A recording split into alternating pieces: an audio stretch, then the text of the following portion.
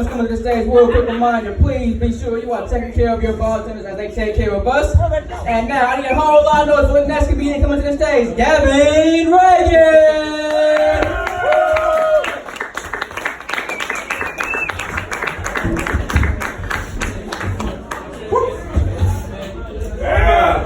I'm trying out some new stuff tonight, you guys, and I think it's cut with baking soda. I suffer from stage fright, and I've got some advice for you if you suffer from stage fright. Take a handful of magic mushrooms before you go on stage. It's not going to help with your nervousness, but it's a lot easier to picture the audience in their underwear if their clothes are melting off. I used to do a lot of drugs, and when I get home, I'm probably going to do a little more.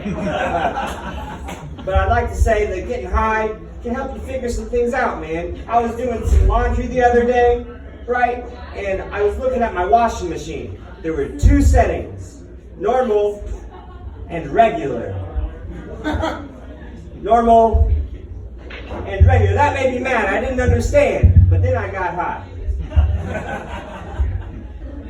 And you think you know what a normal person looks like, and then you go to Walmart and get a taste for the regulars.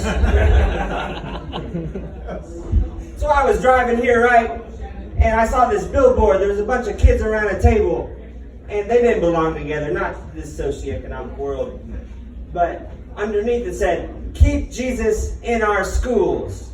I said, that's all right, as long as the motherfucker's vaccinated. Your kid has frogs. Speaking of Jewish guys, those dudes have it rough, right? Yeah, man, to get into their heaven, they gotta chop the tips of their willies off. Apparently, Jewish heaven has a dress code. No turtlenecks. So I was using a public restroom here recently, and I saw a phone number. It said, "For a good time, call."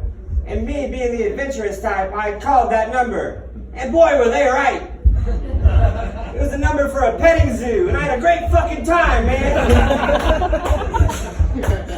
You're not laughing. Okay, so I was in another stall. And there was another number. It said, "For a good time, call." And it was a trucker named Dave. He also had a petting zoo. It was fucking dope, man. Anyway, I remember losing my V card. How about you guys? I remember mine mostly because of the conviction. Sir, when did you lose your virginity? When did you lose your virginity? Oh, you don't know? Is anybody gonna tell me? Throw out a number. 15! 15! That's kind of rough. That's illegal. But for me, I was 7. And nobody ever believes me when I say that. And that's probably why the abuse went on so long.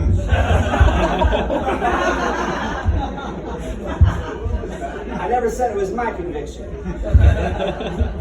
So, anyway, I'm a dad. Happy Father's Day. And I'd love to have more kids, but they're expensive, man. Why would you do that if there's a cure? For me, having more kids is kind of like getting one of those caricature drawings on the street. Yeah, I'd like to know if it looks like me, but I don't want to fucking pay for it. So anyway, I used to collect basketball cards, right? And, hello, Ray? Oh, okay. I used to collect basketball cards, and looking at them, I went home recently, my perspective changes. I looked at them, I thought, you know, I just got a bunch of pictures of dudes. Just a bunch of wallet-sized pictures of athletic men. And, you know, nobody ever says anything because they're professional athletes. But when I pull out my Polaroids from the local church league basketball team, everybody loses their fucking minds, and I get arrested, man. Anyway, that's my time, you guys. I'm gonna.